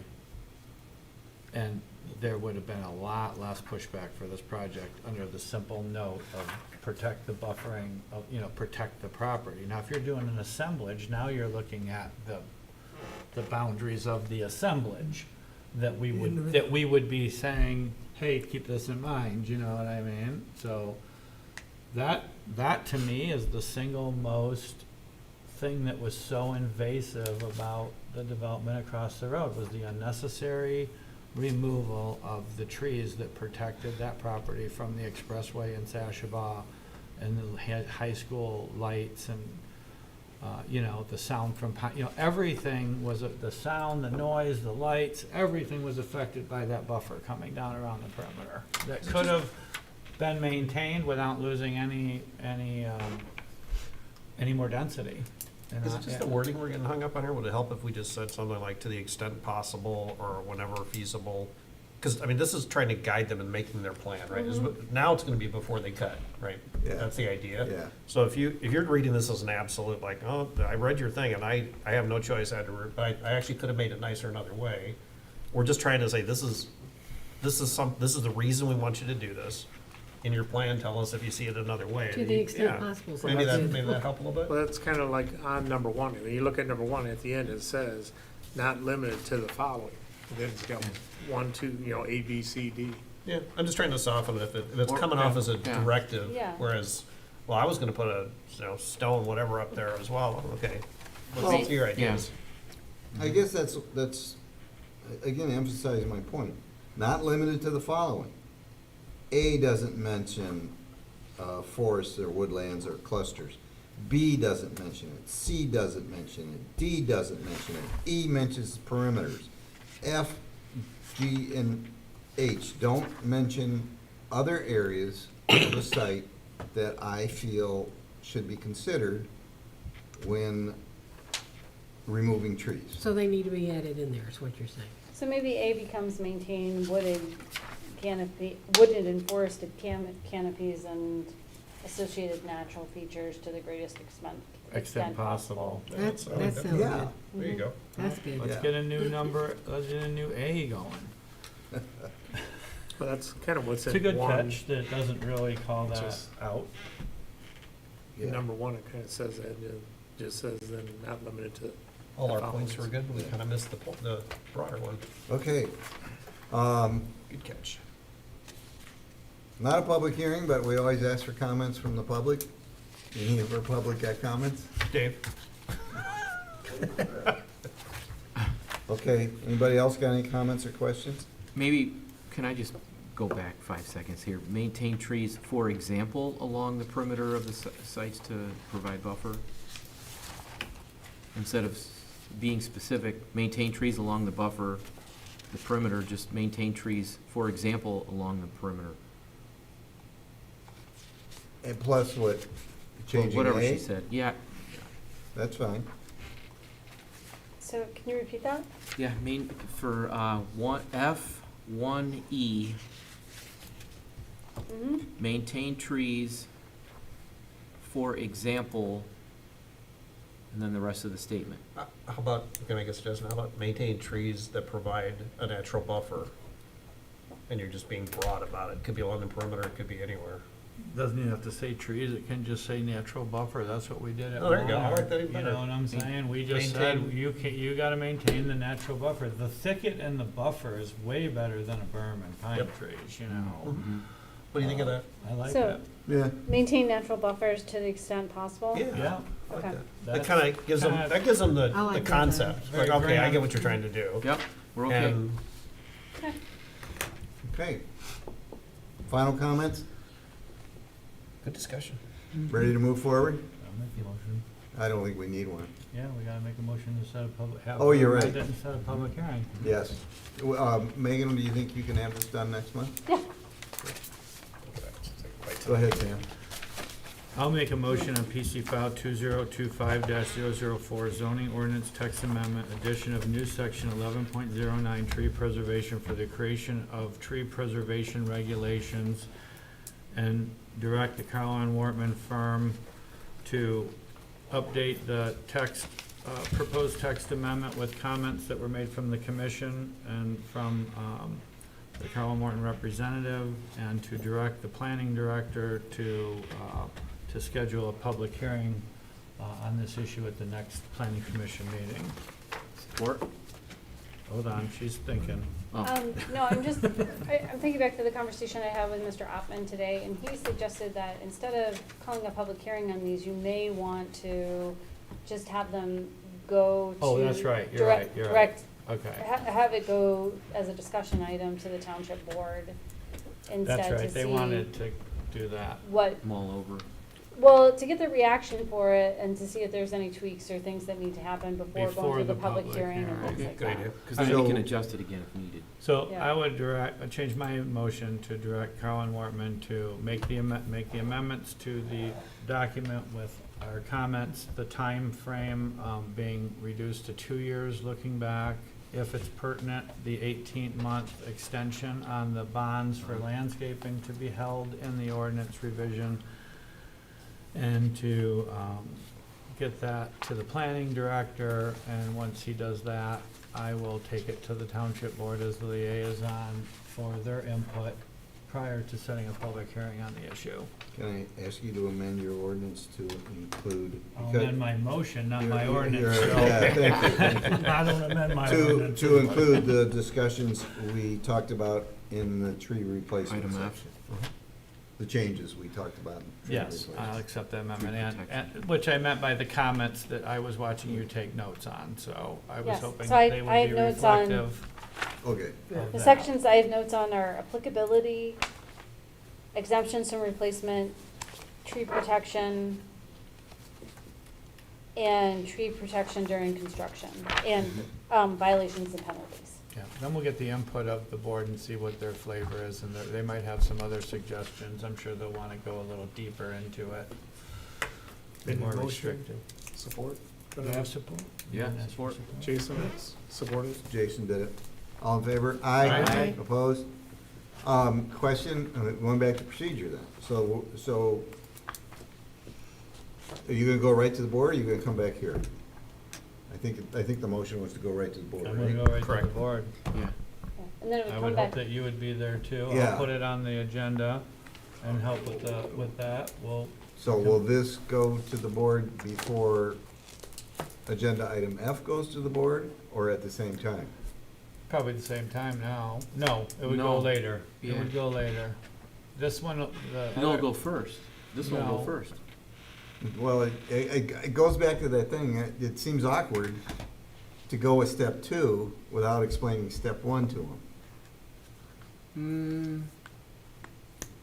I think that we're gonna go, you're gonna have the first thing we approve, that's gonna go to the board, right? No, We you didn't didn't coming back approve that. here. You wanted it to Oh, come come back back to you to in us. Yeah. June. So I think what's probably best to do is, my suggestion is, and is to maybe talk to the clerk and the supervisor about what's coming up on the agendas, if they're heavy, if they're light, because this is probably something that we're, based on the time that you took for discussion, they will probably want to have Oh, some yeah. discussion. And then ask them the best way to, whether they should come together or separate. Okay. I don't wanna, we'll just stay later, so that's fine. I'll get it on there as soon as it's done, we'll put it on the agenda. I can run them both up the flagpole at the Just same trust- time. Say, just trust, this Sam Rocco, just trust me. Yeah, Just pass this. us, no Oh, no. us, Ron, not There me. you go. Well, maybe, so then would your direction be for me to revise both of these, give them both to the planning director, and then the planning director and the board liaison can decide how best to run these up the flagpole. Yeah, of the board. I like Personally, I like that. I think the best way to do it I can present them both at the same time. is either present them both as an informal presentation at the same time, or at the same time, step one goes to the board for approval, we also explain step two. One of those two, either one of those. If it's ready for that, I would suggest that. I like that idea better. The second one? Yeah, that we take the clerical mechanics of this, of the site plan review process, moving stuff forward so we have more tools to work with and conceptual. And at the same time, at that meeting, then do a presentation on, with Megan there, or a representative, to express what this is. And that's what, he did ask me if we would do that first, just to get the input. So before we have the public hearing, we would have the consensus of the board and their input to share with the public Okay, when it comes forward. And then it should be a all right. Done deal. straight through deal, you know? So, Okay. Instead of just- changing it later at the just- board and slowing and it all down, you know? I like being upfront with the board, letting them know what the whole Okay, anticipated process. can do that. Yeah. So, just to summarize, next month you will come back to us with a revision for step one. Yes, At that time, we will hopefully approve sending it to the board for approval. When it gets to the board, we will explain that and have an informal discussion on step two. And then after that, we will come back to the planning commission for step two. And a That's public gonna- hearing. Yeah, but that's gonna, doing And a it that public way is hearing. gonna take 6 It's gonna weeks. slow it down. Well, what, if, Why don't you just send both of them to the board, for review now? so in 2 weeks or 3 weeks, the board sees both? For an informal presentation? Yeah, at the same time. Oh, see, I'm glad we're discussing that. I wanna, Yeah. Cause it's gonna, I don't want it to take months to I get agree. the All right. procedure thing, cause I think that whatever she tweaks, and here's how that works, when it comes to the board, and she makes the presentation on the mechanics of it, if there is a slight tweak, the board can approve it with the slight tweak, and then there's a second reading to make it official. So we still have 2 more board meetings just to get The site plan stuff. the site plan stuff done. Yeah. So, and then, you know what I mean? So Okay. then by the time the second reading of the first one comes, we hopefully will be in front of them for the first reading of this one, which would almost pair them back up again. And then there would just be the loose end of the second reading of this part, you know? so, again, Three meetings. just to be clear, so Sam, you will get it, you'll coordinate the timing with Megan as far as when she can have the changes done, and you'll get it on the board meeting for an informal presentation of step one and two. That's what the board is, that's what the supervisor has asked us to do, Okay, yes. I'm fine with that. And Everybody she- else okay with that? We can do Yeah, that oh, at the yeah. next, I mean, we can take both of them in for an informal, I'm sorry, I got Yeah. confused, at the next meeting It probably. won't be this 1 in 2 weeks, because the deadline passed yesterday, so it'll The next be, one. if we get them done, Is that, if I can have them done and turned in by the day after the next meeting, which is in 2 weeks from Oh, that last, 2 sounds weeks from crazy. Tuesday, you know what I mean? Then I can get it on the agenda for that meeting 2 weeks later. that meets your timetable, Megan? That's in June. Looks like, yeah, that's, shoot, a month away. I'd have to look at my kid. 2 weeks from, So they Next moved, Tuesday? they changed the Last dates to Tuesday. be the day after, I have to have it in the day after the board meeting. So I would have to have it turned in by the 21st to be on the yeah, June meeting, you know? They changed it. I have to get it to the supervisor for approval by the you know, the, We the- can- I can do that by next May day. 21st. Then- That's That's a fine. couple weeks, right? Okay, Yeah, they pushed it up to have more time to get out, So but we- make sure it's all good. so what's the day of the board meeting we're shooting for? The day of the board meeting, I'll make sure I, hold on, let me tell you, the day, so if she gets it to me by then, it would be the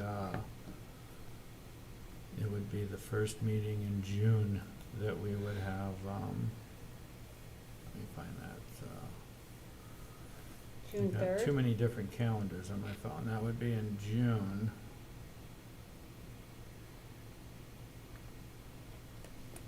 Let's see, where If Is the When third is a that? Tuesday, Why did that month not change? so the first Tuesday? What's it, is it the, we're the first, Ron, is it the first and third Tuesday we have board meetings? Usually. Yeah, first and third, Yeah, right? usually it is. So it'd be the first Tuesday in June would be Third, that meeting. June third. I don't know why my calendar's acting It's up. like but- the We have third, all kinds of problems with the technology. third, same? Dude, it's killing me. It'd be the third, yeah, it's not on my phone. It would be, it should be the third and the 17th of June would be the meetings in June. Okay. All right, everybody ready to move on to the next item? Approval of minutes? Any changes? I sent some in, I think they've already been I made. think I did too. I had one, and it was just about the, I don't know if you guys wrote it in, but there was a typo in the, in my motion to Kirko. And it said, Do you know what page that was? yeah, whatever, page 4, I think it is. 3, 4. No, it'd be page 3, because it started there. Yeah. It was, I postponed it to a date uncertain. It'd be the 5th line down, and it says it's postponed to a date certain. That would be, everybody see that? Yeah, See it? To a date right there. To a date uncertain was the motion. Gotcha. Anybody else? no, That was the Okay. only, thing I got. I'll make a motion to approve the minutes with the one change mentioned by Mr. Morocco. as amended, support. All in favor, aye? Aye. Opposed? Okay. Consultants report. Megan, you got anything you want to report on? Let's see. I had a piece of paper. I talked to Mr. Ottman today, and Kirko is expected to submit plans soon and be on your June agenda. There's also been multiple inquiries on developments. Nothing's really come to the forefront, but he wanted to let you know he expected some pre-application meetings this summer. On something else, different from? Yes, Okay, sorry. yes. Backing up to Kirko, maybe that's your question, on Monarch or something else? On Monarch. Okay. Cool. Okay. Excellent. Anybody? Okay. Thank you. Discussion items. Have you made any progress on Dixie Highway? No. Any reason other than workload? Anything we can do to move it forward? I have not been given clear direction from staff at this point in terms of how to go forward. Okay. Okay. You talking about like the master plan stuff? Yeah, that stuff we talked about, Or Rezoning. the rezoning, or? rezoning and changing the corridor, the overlay. If you need money, Sam will get you that too. so. And I'm I think trying some to of this heck. also has to do with the probability of the court case on the Papelona piece that went to the ZBA for the use variance, which was denied unanimously.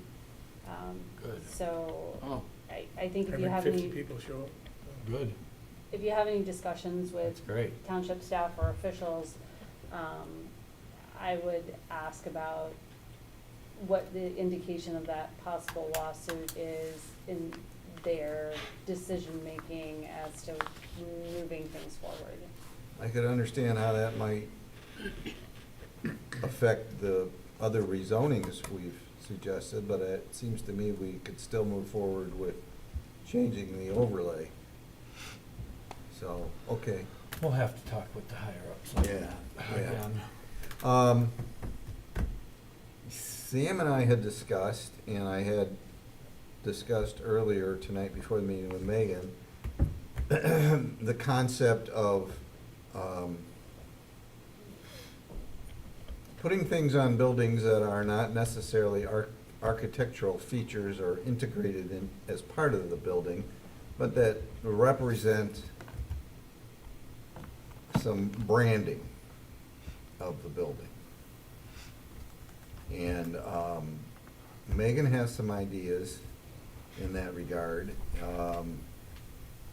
It's not my intent that she present them here. What we talked about is just to put this on the table for everybody, is for her to go back and come up with some ways to address this in our ordinance and bring it back to us next month. And certainly we, if anybody wants, Sam, you are on it too, so you want to add to it? Yeah, I'll make a comment. So one of the concerns we had is the branding colors that don't go with the streetscape, and more buildings, we've noticed are getting more and more bold with, some are requesting to put it on their building, some it's part of their architecture, some of it are adding it as they go, because we don't have it outlined in the design standards for these corridors, which seems to be the best place to regulate that, would be if we're regulating earth tones and this and that we have some, since we're doing the sign ordinances and we're doing the ordinances, and this is we finally, the board's allowing us to try to clean up some stuff. I just thought maybe we should have a 5-minute discussion on that, should we allow a certain percentage of surface of the building be branding, that's not complementary to the streetscape, or, as they get going, more and more buildings are getting neon green and, neon colors, and, they're using it as a marketing ploy, not an architectural feature, a sign. It's almost becoming a sign, you know what I mean? Like we've had where Gas stations. we didn't want gold roofs on a restaurant, so we, they made it red instead. You know what I'm saying? Or, should we, should we have that discussion? Should there be some kind of limitation of what's appropriate